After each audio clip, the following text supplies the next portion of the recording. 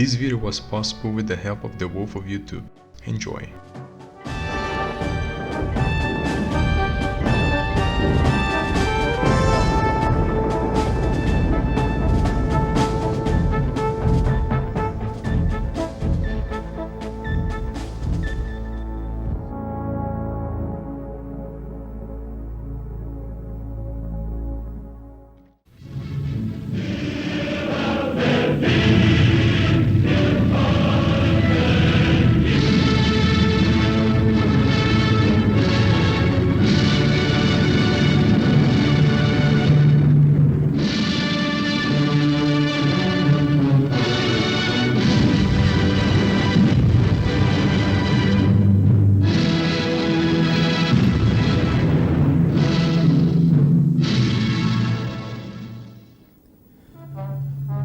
When in mid-1936 the German Ministry of Propaganda released these pictures of the new Luftwaffe in action, the German air arm was officially just over 1 year old.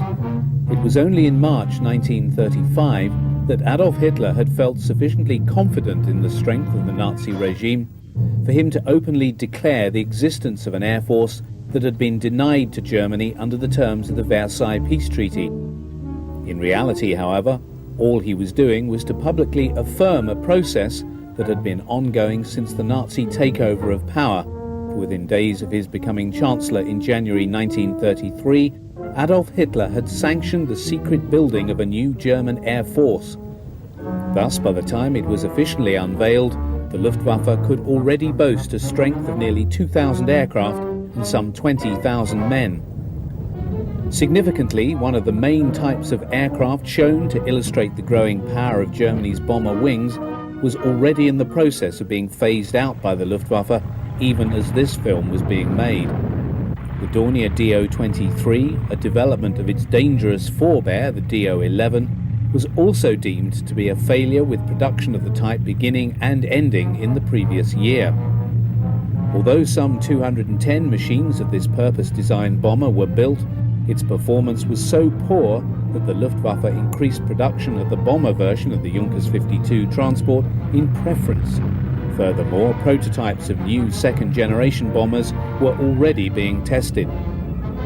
Such matters were of little consequence, however, to the makers of this film, whose primary concern in showing the type in action was to communicate the image of an already powerful and effective Luftwaffe, both in Germany and beyond. In this they succeeded, for 1936 sees the beginning of genuine concern within British and French military intelligence about the growth and potential of the new Luftwaffe. The death in June 1936 of General Wever, the first Luftwaffe Chief of Staff, was to have a major impact on the bombing arm, believing, as he did, the need for the Luftwaffe to possess a long-range bomber able to reach Scotland and the Urals from Germany. Dornier's response was the Do-19, which first flew in October 1936. The 4 low-powered engines permitted a maximum speed of just under 200 miles an hour and a range of 994 miles, carrying a moderate bomb load. Taking to the air some months later was the Junkers Ju-89. It also mounted 4 engines and had a similar performance to the Do-19. However, with Wever's death, the writing was on the wall for these 2 projects. In April 1937, Luftwaffe Commander Hermann Göring and General der Flieger Erhard Milch endorsed the recommendation of the new Luftwaffe Chief of Staff to cancel the Ural bomber project. Both were concerned that building a heavy bomber force would detract from construction of the larger number of twin-engine bombers. The Air Staff, however, continued to demand a 4-engine heavy bomber, for which Heinkel was issued a contract to build the He-177 in 1937.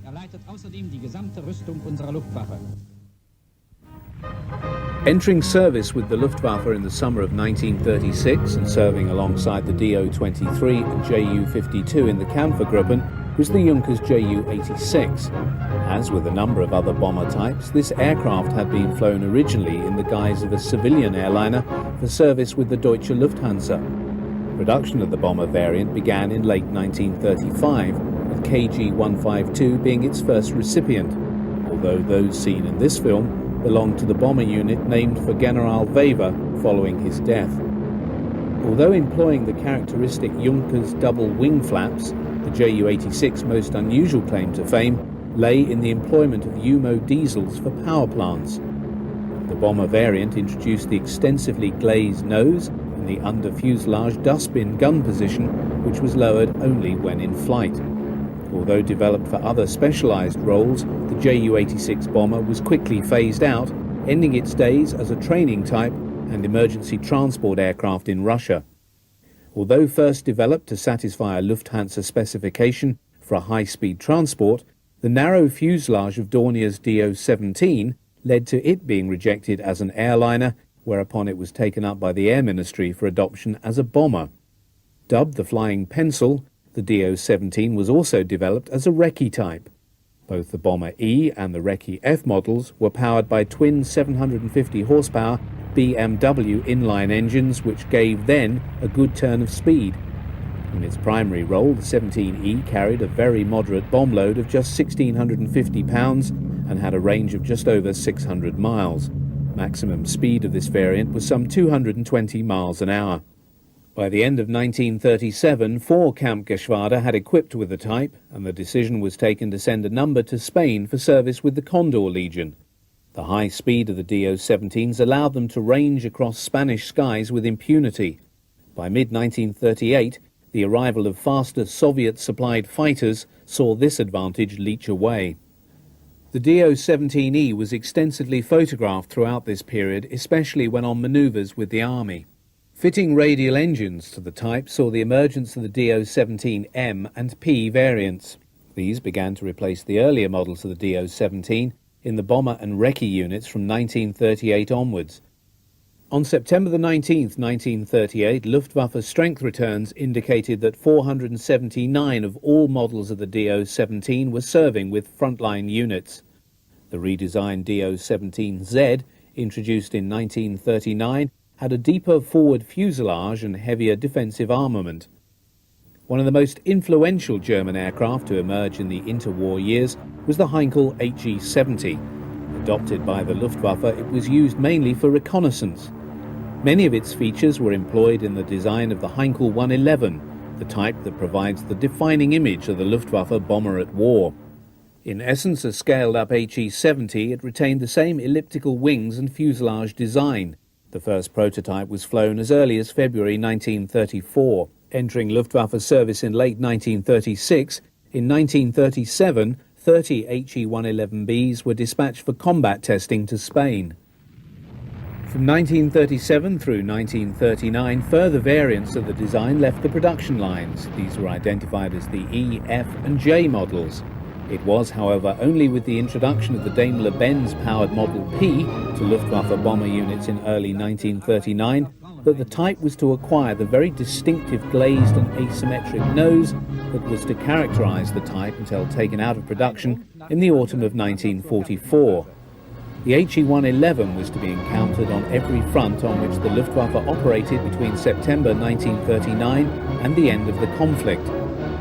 Though obsolescent long before, in the absence of a suitable replacement, the Heinkel 111 soldiered on as both bomber and transport, flying its very last operational sorties quite literally in the closing days of the war. Although the Model P remained in limited production through to early 1940, it was the UMO-powered Model H series, extending to some 23 subtypes, which was to become the most numerous of all the He-111 models to see service. The first H-1 only entered Luftwaffe service in May 1939, but so rapid was the production of this variant that no fewer than 400 had been delivered by the time Poland was attacked on the 1st of September, with over half of all the He-111s in service on that date being of this mark. Although defensive armament was improved on the H-2, the relatively weak protection afforded by the onboard machine guns and the vulnerability of the type to attack by enemy fighters only became really apparent during the Battle of Britain. Nevertheless, it is true to say that Heinkel's He-111 was one of the truly classic aircraft designs of the Second World War, and for that reason it holds an honourable place in the Aviation Hall of Fame.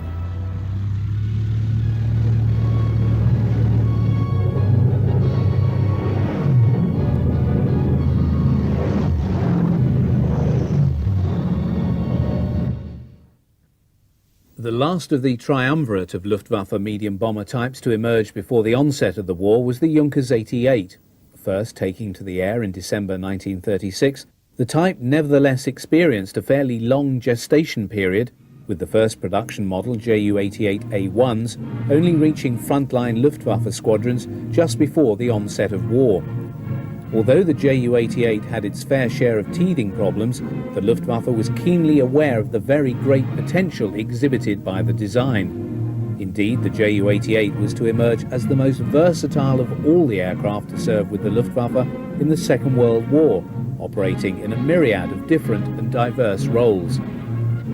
Although belonging to a later generation than its stablemates, the Do-17Z and the He-111, the Ju-88 nevertheless retained features in its design common to all three, and which can be identified as distinctively Germanic. The most obvious of these was the tendency to group the crew together in the nose and behind extensive glazing. It was here that the bomber's defensive armament was also concentrated. In the case of the Ju-88A1, this comprised just three 7.9mm MG-15 machine guns. One fired through the front canopy, one was operated from the rear of the canopy, and the other fired rearward from the under-fuselage nose gondola. Combat revealed this to be inadequate, and in the later A5 and A4 models, this was significantly increased.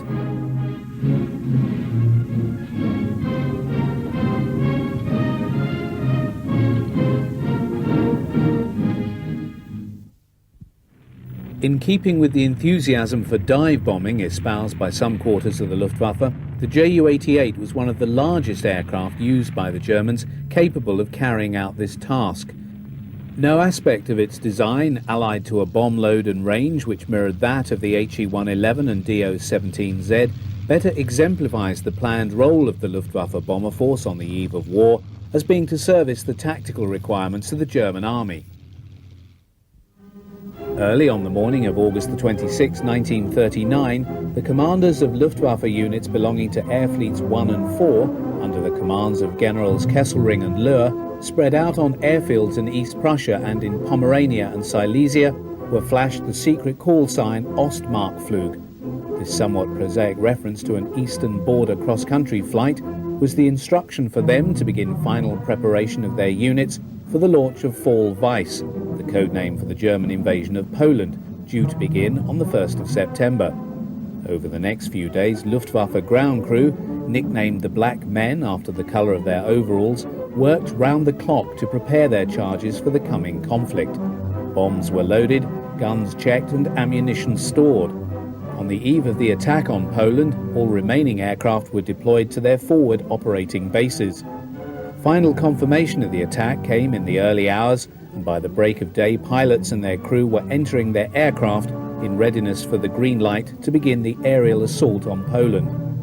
Of the 1,600 aircraft assembled by the Luftwaffe for the invasion of Poland, some 400 comprised Heinkel 111s, KGs 1, 26 and 27, and Jagdgeschwader 1 operated with Air Fleet 1 with only KG-4 equipped with Heinkels serving with the 4th Air Fleet. Of the 4 Do-17Z equipped bomber wings, KGs 2 and 3 operated under the auspices of Air Fleet 1 and KGs 76 and 77 with Air Fleet 4. In total, 319 serviceable Do-17Zs were employed in the aerial assault. Primary targets of the medium and dive bombers on the opening days of the assault were the Polish airfields.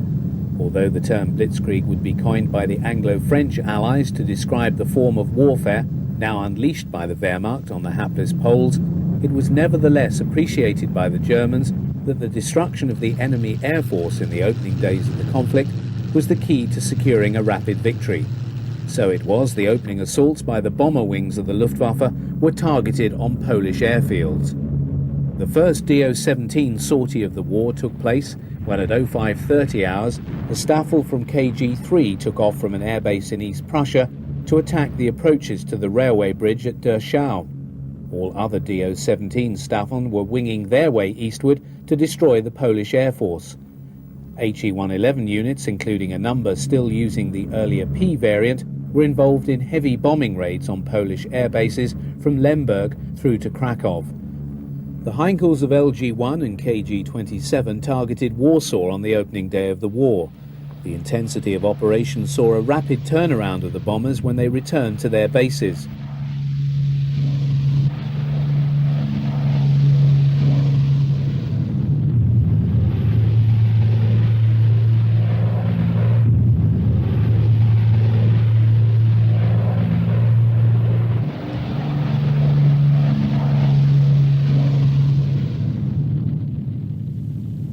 With command of the air established within a few days, the Bomber-Geschwader were used to support the operations of the army, bombing bridges, railway yards and troop concentrations. They were also employed in the heavy bombing of Warsaw. While they had performed well, the bombers had nevertheless suffered losses. Approximately 78 medium bombers were lost in the campaign, a larger number of HE-111s becoming casualties than the Do-17s. On the 10th of May 1940, German forces invaded France and the Low Countries. The German strategy was to entice Allied forces to advance from their positions along the Belgian border into the country itself and take up positions to block what they believed to be the main German thrust coming through Holland and northern Belgium. A second German thrust, comprising the bulk of the armour, was to cross the river Meuse and make for the Channel coast and cut off the Allied forces in Belgium from France. A key element in the German plan was to be played by the Luftwaffe. Almost all of the Do-17 and HE-111 bomber wings were involved, amounting to some 1,120 aircraft. Pilots had been awakened in the very early hours to be briefed for the first time on their targets. The day had broken with a massive strike by all bombers against airfields in Holland, Belgium and France. Many Allied aircraft were caught on the ground. RAF Blenheim bombers of 114 Squadron based at Condvaux to the south of Reims were caught in this fashion. Do-17s roared across the airfield, dropping their bombs and destroying 6 of the squadron's 18 bombers. As on many other airfields, they had made easy targets, being lined up wingtip to wingtip. The remaining 12 were rendered unusable for combat operations. Throughout the day, the raids against airfields continued, some 50 beyond Paris being struck by Heinkels and Dorniers. Nevertheless, sufficient Allied fighters had survived the first strikes to make life difficult for the bombers.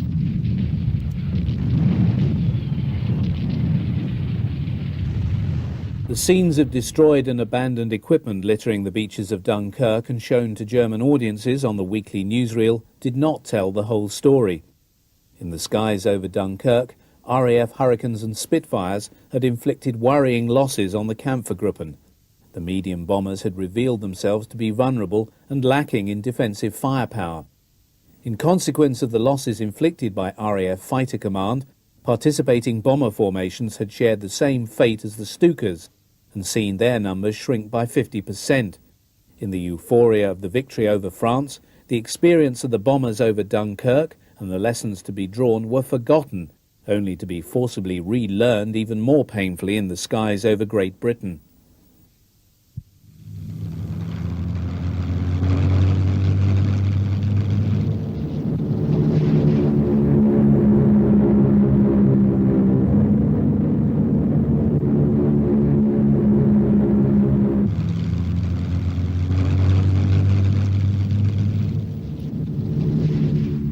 The second phase of the Western campaign began in early June with a major offensive by the Germans against the French positions on the line of the rivers Aisne and Somme. This had been preceded in familiar fashion by further massive airstrikes by the Luftwaffe. Under the codename of Operation Paula, the Luftwaffe struck at all the still employable airfields of the French Air Force on June the 3rd, and the results were devastating. Surviving French air power was effectively wiped out. The German Air Force now flew through the skies of France with impunity and were once more able to turn their full attention to supporting the ground operations. Devastating attacks were made on the French defensive positions and, in conjunction with the panzers, the Aisne and Somme lines had been breached by the 10th of June.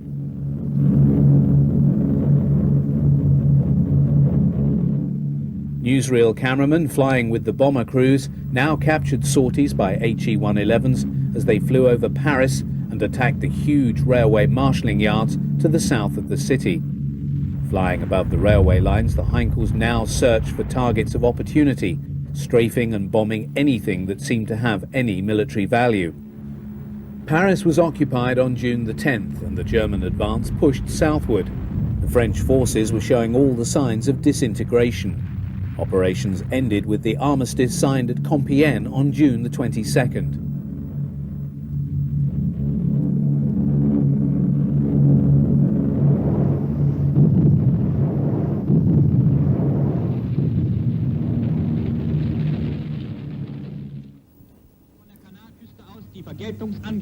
Although German air operations had begun sometime before the 10th of August 1940, Goering was, however, on hand to witness the start of Adlertag, or Eagle Day, which was the designated date for the formal beginning of the aerial campaign against Great Britain.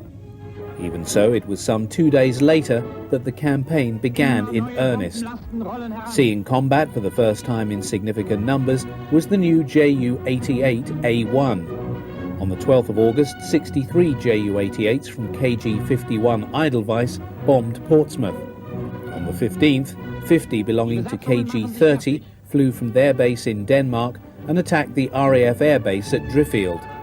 Of the three bomber types employed by the Luftwaffe, the Ju-88 was undoubtedly the most effective, but that observation was only relative, for it too was discovered to be as vulnerable as the HE-111 and the Dornier 17 to fighter attack by the RAF. Luftwaffe's strategy at this time was to target RAF airfields in order to pin down and destroy the assets of fighter command. Initially, such raids were undertaken by the bombers without the close protection of the Bf 109s of the Jagdgeschwader. In the early stages of the battle, they were encouraged to engage in hunt and kill missions against RAF fighters. When the latter attacked the bombers, their lack of protective armour and poor defensive firepower made them highly vulnerable. Losses among the Kampfgruppen began to mount. On September the 7th, Goering was once more standing on the cliffs at Camp Blanc-Ney, but this time to watch his bombers sweep overhead to begin the campaign against London. Switching the bombers from attacking the airfields to hitting London may have been good for propaganda, but was a strategic error of the first order.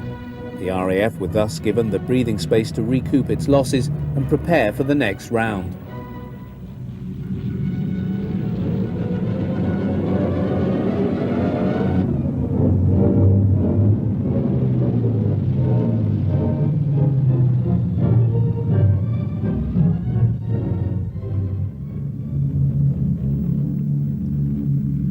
On Goering's instructions, the fighters now attended closely to the vulnerable bombers, but the limited range of the Bf 109 prevented them giving their larger and slower charges protection to the target and all the way back again. Vectored onto the incoming German raids by radar, the British fighters often waited for the 109s to turn back before hitting the bombers. The 15th of September witnessed the climax of the air battle. The first large-scale Luftwaffe raid was made in the morning, but was met by a very large number of Spitfires and Hurricanes as it neared London just before midday. The German formation, composed almost exclusively of Do-17s, was broken up and did not hit London in any strength. A second raid in the afternoon by a very large number of bombers was met by 170 RAF fighters. The German fighter escort was unable to prevent the Spitfires and Hurricanes shooting down the bombers.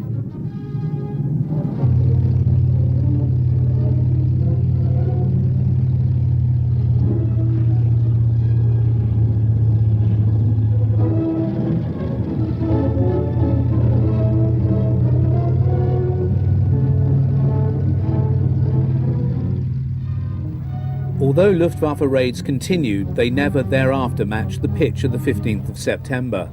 2 days later, on the 17th, the British intercepted and decoded a signal from the OKW ordering the dismantling of invasion transport facilities in Holland. This was the first indication that Operation Sea Lion, the code name for the proposed invasion of Britain, had been cancelled indefinitely. Goering now had time to rue the cost of a strategic air campaign waged by an instrument that was not designed for, nor was up to, the task. In a report from the office of Ernst Udet, the Quartermaster General of the Luftwaffe, he pondered the figures that gave a detailed breakdown of Luftwaffe losses between the 3rd of August and the 28th of September. A total of 719 bombers had been lost in that period, as well as 400 of the crews that flew them. Bombenschächte auf. In freiem Wurf sausen die Bomben in die Tiefe. For the populace of London, who now endured months of night bombing by the Luftwaffe, the Battle of Britain was still in one sense being fought.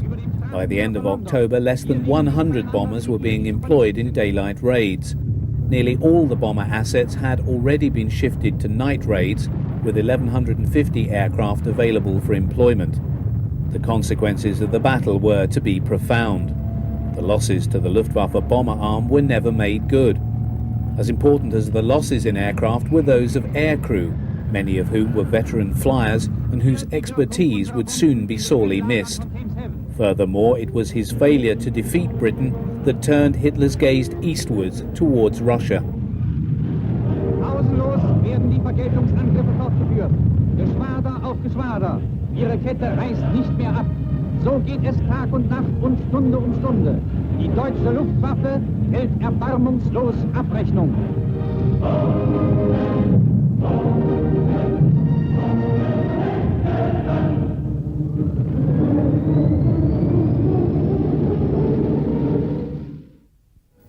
While the newsreel shows an affable and amiable Reich Marshal visiting his men in France and awarding them medals for the valiant service, it is clear that his personal prestige and that of the Luftwaffe had taken a tumble in Hitler's eyes. There is also little doubt that the defeat had an effect on Goering as well. He was never keen on the war and expressed views in September 1939 that suggest that he remained in himself unconvinced that Germany could win. In his subsequent withdrawal of interest from the Luftwaffe and his ever deeper self-indulgences, there was perhaps exhibited the character of one who already believed he saw the writing on the wall for Germany.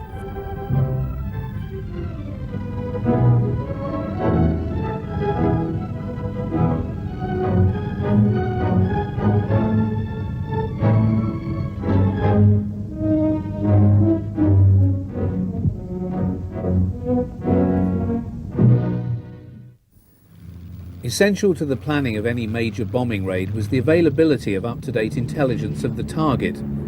The provision of photo reconnaissance units in the Luftwaffe had been built into its organisation from the beginning. The first aircraft employed for the role was the Heinkel He. This was replaced by the Do-17 from 1937 onwards. This aircraft made way in turn for the specialised photo recce variant of Ju-88A1.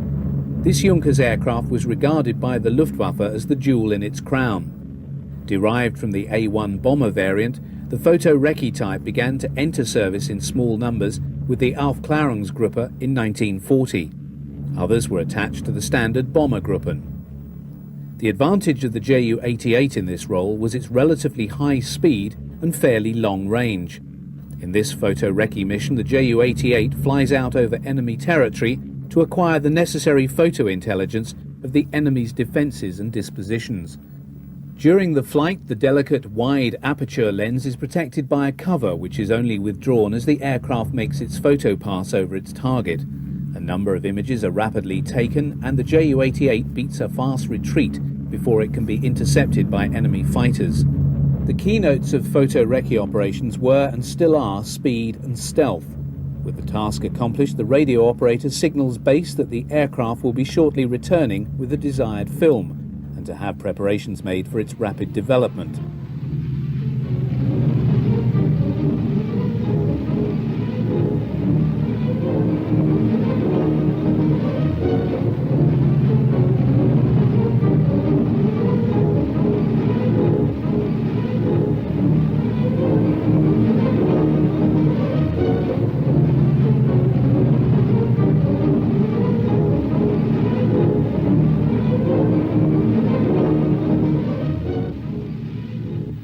Once the plane has landed, the observer takes the film cartridge out of its housing and, having left the aircraft, boards a motorcycle combination. This delivers him and the film under escort to the Photographic Interpretation Centre on the airbase. Grasping the film cassette, the soldier now enters the building and prepares to hand it over to the duty officer. Having scrutinized the manifest, the officer takes possession of the film case and passes it on to the labs.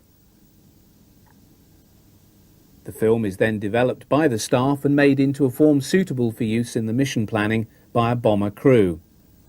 Employing highly detailed maps of the Coventry area, the crew plans its flight to the target. Many of these maps were acquired by Germany before the war, either by open purchase or in secret. In the meantime, the ground crews bomb up the aircraft for the mission. HE-111s and Ju-88s are being readied for the famous raid on the city of Coventry that took place on the 14th of November 1940. Not seen or even hinted at in this film is the use of X-beams, an early form of electronic guidance system. Under the code name of Moonlight Serenade, the pathfinders of KG-100 dropped flares over Coventry beginning at 1920 hours. Over the next 11 hours, 449 German bombers attacked the city.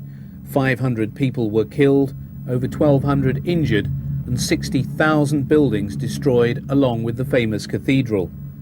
The attack on Coventry was the Luftwaffe's most devastating raid on any UK target.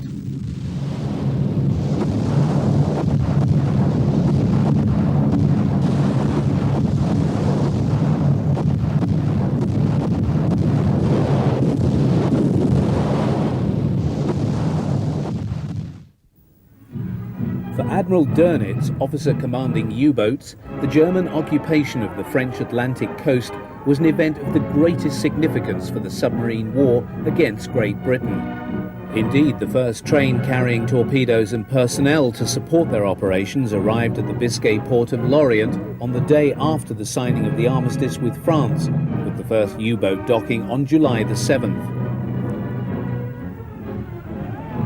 Late June had also seen the first deployment of Focke-Wulf FW-200 Condors, belonging to the first Staffel of KG-40, to the former French airbase at Bordeaux-Mérignac in support of the U-boat campaign.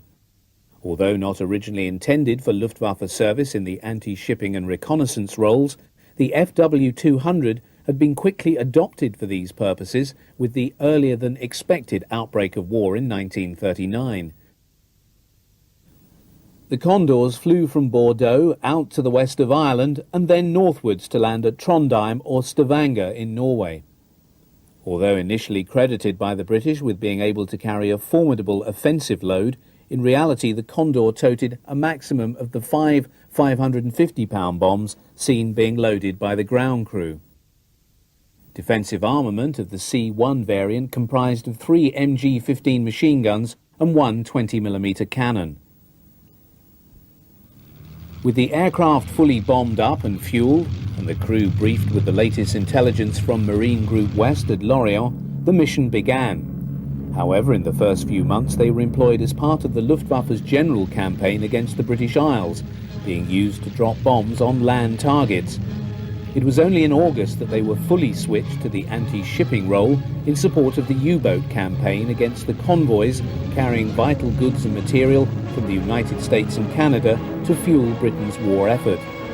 For the crew, the long flight was helped by the relatively spacious interior of the Condor, a legacy of its origins as a pre-war airliner built for Lufthansa to operate on the long-range overseas flights to the USA and elsewhere. With a range of some 2,100 miles, when employing its economical cruising speed of 158 miles per hour, the Condor was able to range far out to the west of Ireland in search of prey.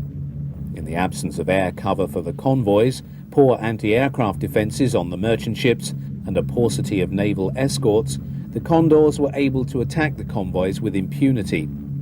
In the 8 months between August 1940 and February 1941, the Condors of KG-40 accounted for 85 vessels, amounting to 363,000 tons of shipping sunk. One of the more spectacular victories was achieved by Oberleutnant Bernhard Joop when, on the 26th of October 1940, his Condor damaged the Canadian Pacific liner, the Empress of Britain, of the northwest coast of Ireland, its burning hulk later being sunk by U-32. The vulnerability of the convoys in this early period of the war is clearly seen in this film of an attack by a number of Condors. In the absence of anti-aircraft fire, the large aircraft are able to approach their targets from low level. Machine gun fire from the side positions is employed to spray the decks of the merchantman, while the gunner in the nose of the gondola, slung under the fuselage of the Condor, turns his destructive 20mm MG-151 cannon on the approaching target.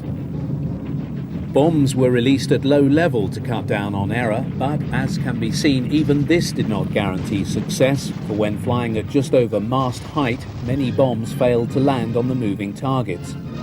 Such a regime with the Condors flying in this manner lasted through to the summer of 1941, when British countermeasures began to make life more difficult for the predatory Luftwaffe bombers.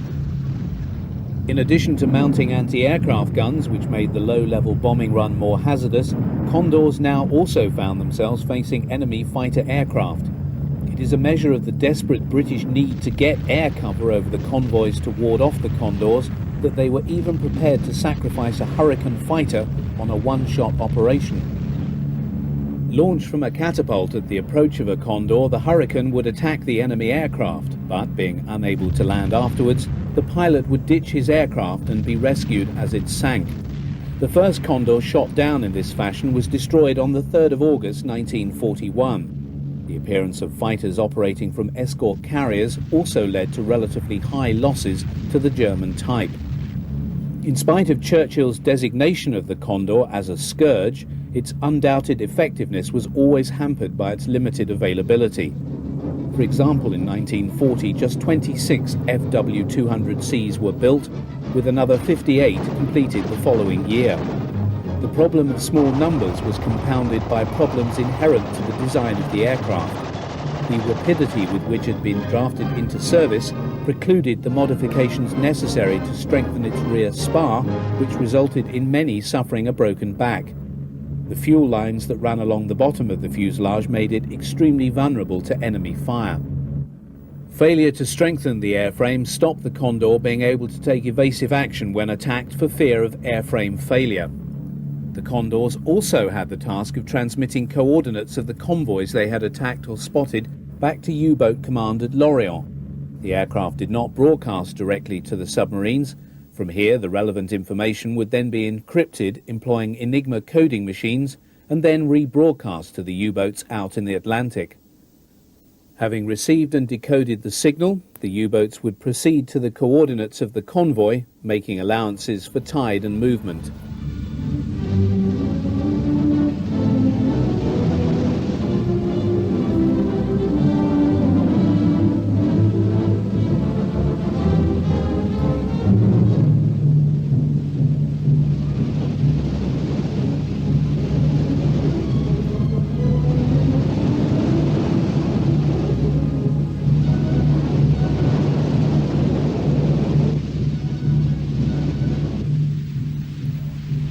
In practice, the process of vectoring U-boats onto convoys using data sent from the Condors never met with any success.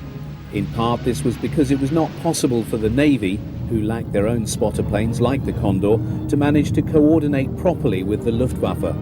It was in search of this greater harmony that, in January 1941, Dönitz appealed to Hitler, arguing his case for the U-boat arm in the Atlantic to be given its own eyes. Hitler concurred and subordinated KG-40 and its Condors to his submarine command. This did not go down at all well with Goering. Nevertheless, it was the Condors rather than the U-boats who benefited from this new relationship. On the 9th of February, U-37 sighted convoy HG-53 outbound from Gibraltar and heading home to Britain. The commander of the U-boat, Corvette Capitan Erne, attacked and sank two ships some 160 miles to the southwest of Cape Vincent. He then called Lorient, who dispatched 6 of KG-40's Condors, which then succeeded in sinking another 5 of the vessels in the convoy. 10 days later, a Condor called in U-boats to a convoy, and a wolf pack was formed up which dispatched 3 ships, with the Condors sinking a further 9. However, the results for such cooperation never truly realized Dönitz's expectations. After all the action, it was time for the crew to relax on the homeward leg of the flight. A more carefree atmosphere now pervades the aircraft as the stress of combat gives way to the relief of exhaustion and the prospect of landfall in Norway. After an exceptionally long flight from Bordeaux-Mérignac, the Condor gets ready to make its final approach into Trondheim. Flying over the base, the Condor waggles its wings in the best fighter tradition to indicate its success in achieving a kill. Visible on the forward fuselage just under the canopy is the World in a Ring insignia carried by Condors serving with KG-40. A number of those Condors making this round trip to Norway would soon find themselves being stationed permanently in that country from 1942 onwards to help combat the convoys sailing from Britain to Murmansk.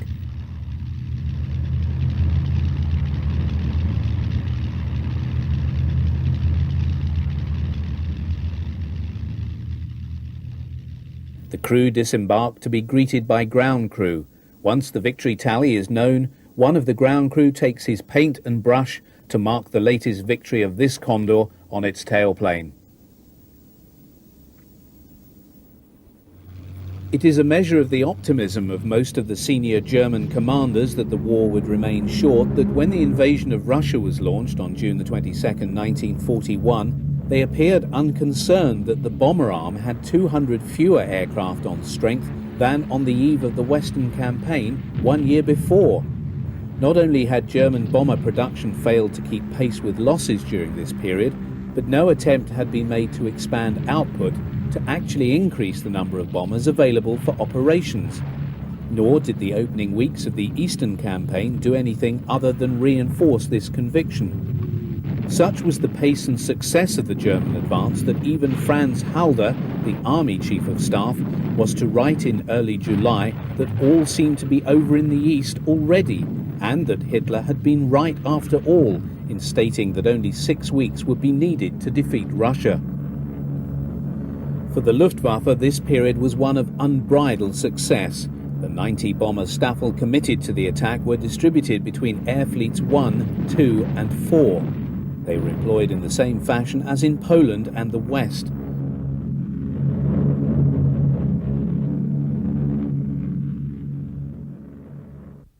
June the 22nd had witnessed massive raids by DO-17s, Ju-88s and He-111s on the priority target of Soviet airfields. All of those in Western Russia had been secretly photographed in spy flights by high-flying Recce aircraft in the months before the attack. In order to ensure that most of the vast number of aircraft deployed on these fields were destroyed at the outset of the campaign, Luftwaffe bomber formations crossed into Soviet territory at great height to ensure that they arrived over their targets at 03:15 hours and at the very moment the German army crossed the frontier. The subsequent destruction of Soviet aircraft was very great, but such were their numbers that during the second wave of strikes, German bombers were assailed by large numbers of enemy fighters that had survived the first. Nevertheless, by the end of June, the Luftwaffe had gained air supremacy over the northern and central sectors and air superiority in the south. Nevertheless, problems for the bomber formations began to mount. The further they moved eastward, the more thinly spread out they became, and the more difficult it was for them to be supplied. In addition, a major constraint on their effective use was the manner in which they had become tied to Army's apron strings. Given the lack of sufficient numbers of the ground support type such as the Stuka, the medium bombers were employed instead as substitutes, becoming mere adjuncts of the army, employed as flying artillery, as Adolf Galland put it. However, for the newsreel cameraman of the propaganda department attached to the advancing ground forces, the scenes of massive destruction of Soviet forces and equipment, such as that seen here, and which was attributed to the bombers of the Luftwaffe, made good copy for sending back to Germany. Indeed, these scenes were repeated on many occasions, as the bombers were tasked to destroy railway stations and trains in sidings, troop concentrations, artillery positions, and assault the huge columns of the retreating Red Army. When shown on the weekly Wochenschau in the cinemas in the fatherland, such powerful images did much to foster a sense of optimism among the populace that the war in the East would indeed be soon over. Yet the triumphalist mood communicated by the propaganda department was not mirrored by the Luftwaffe bomber commanders. Serious concern was being expressed at the way the scale and pace of operations was resulting in high bomber losses. The 4 Heinkel 111 Gruppen in action in Russia by the end of July could deploy only 128 serviceable bombers on August the 16th. Total numbers of this type operating in all theatres was just 190 machines. Such was the level of operational attrition. As significant were the high numbers of valuable aircrew lost by having the medium bombers employed on operations for which they had not been designed. Losses among the approximately 400 Ju-88s available on June the 22nd had also been high. In short, the bomber units were being worn down by accumulation of factors: losses through combat attrition, a rise in the unserviceability of machines brought about by the pace of operations, and constant shifting of bomber units from one sector to another. Ad hoc airfields on unsuitable terrain led to damage to the undercarriages of many bombers, factors compounded by the great stress being placed upon the overstretched transport arm. In early August, the head of the Luftwaffe, Reich Marshal Hermann Göring, was captured on the newsreel visiting a headquarters on the Eastern Front. There to greet him was Field Marshal von Brauchitsch, the Commander-in-Chief of the Army. Although appearing to be outwardly smiling and optimistic, Göring was not a happy man. He was one of the very few senior military and party figures who had openly expressed his profound doubts about the wisdom of invading Russia to Hitler. Throughout early 1941, and right up until the very last minute, he had dogged the Führer and tried to get him to change his mind.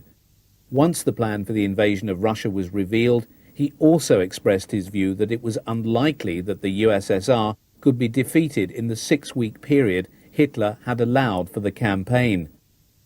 In one of his final attempts to change Hitler's mind, he stated that the ground forces can't fight any more without Luftwaffe support. They're always screaming for the Luftwaffe. There's nothing I'd like better than to see you proven right, but frankly, I doubt that you will be. Göring clearly had a better grasp of matters than did his leader. On the closing day of September, the Germans launched what they expected to be the last phase of the campaign that would see the Soviet Union defeated before the onset of the winter. Codenamed Typhoon, its first objective was the destruction of the bulk of the Soviet armies screening the approaches to Moscow. Thereafter, with the defences in front of the Soviet capital shattered, it was expected to fall swiftly to German armoured columns. So committed to supporting the army had the bomber units been in the opening phase of Barbarossa that it had not the time or the resources to address other strategic targets beyond the main battlefield. So it was not until a month after the invasion of Russia that Moscow experienced its first raid by the Luftwaffe. Drawing on bombers from a number of different Kampfgeschwader, approximately 200 He-111s and Ju-88s took off from the airfields in the Smolensk area and headed towards the Soviet capital on the night of the 21st-22nd of July. The defences of Moscow were well prepared and equipped for the incoming Luftwaffe raid. The capital was surrounded by anti-aircraft guns and a number of Soviet fighter squadrons based on airfields around the city. Alexander Wirth, a British war correspondent serving in Moscow at the time, described how impressive was the anti-aircraft barrage, with shrapnel clattering down onto the streets like a hailstorm and dozens of searchlights lighting the sky. He stated that he had never heard or seen anything like it, even in London. The Luftwaffe had not expected to encounter such heavy defences. According to Wirth, the Soviets claimed that just 10 or 15 planes out of the attacking 200 had broken through. Leading the bombers of KGs 27, 53, 54 and 55 over the city were the Pathfinders of Kampfgruppe 100 and 3 KG-26, who dropped flares over the primary targets. According to German sources, which dispute the Soviet claims, most of their aircraft did drop their loads, amounting to 104 tons of high explosive and 46,000 incendiary bombs on Moscow itself. This attack was followed by 2 others over the next 2 nights, but they were smaller in scale. Moscow was to be attacked, albeit in a desultory fashion, on another 73 occasions by the end of 1941, but these were mainly nuisance raids undertaken by forces comprising 10 bombers or less.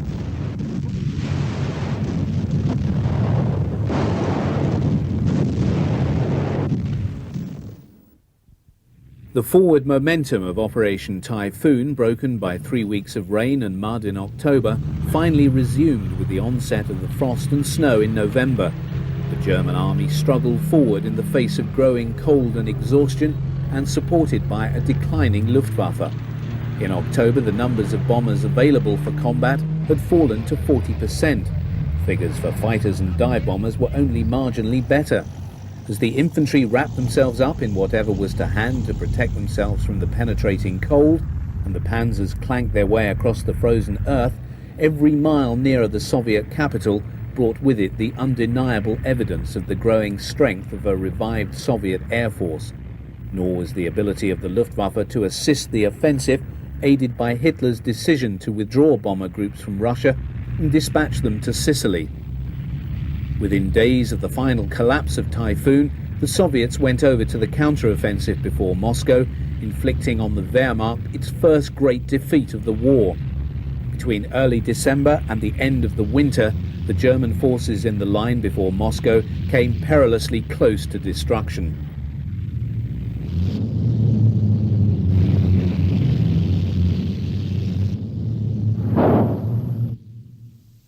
Although short-range battlefield reconnaissance sorties were still undertaken by the Henschel HS-126, longer-range photographic coverage of enemy positions was carried out by the Ju-88Ds of the Aufklärungsgruppen.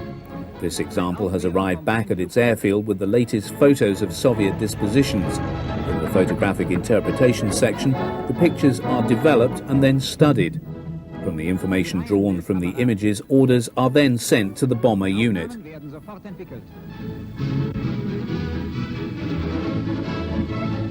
Der Film auf der Trockentrommel.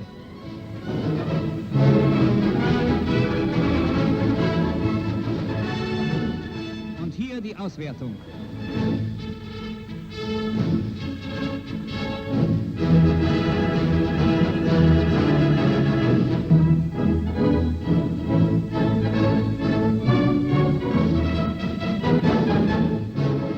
Im Raume des Onega-Sees sind feindliche Bereitstellungen erkannt. Die Sowjets bereiten einen neuen Angriff vor. Das Ergebnis der Luftaufklärung wird sofort dem Kommandeur des bedrohten Frontabschnittes gemeldet. Junkers 88s belonging to KG 51 are prepared for combat by their black men. Working in such freezing conditions where the temperatures could fall to minus 40 degrees made such a task quite appalling. However, during the course of the winter of 1941-42, the desperate military situation made it essential for the Luftwaffe to be able to support the army in the face of the Soviet winter offensive. The Ju-88s take off and head for their targets across a desolate, snowy landscape.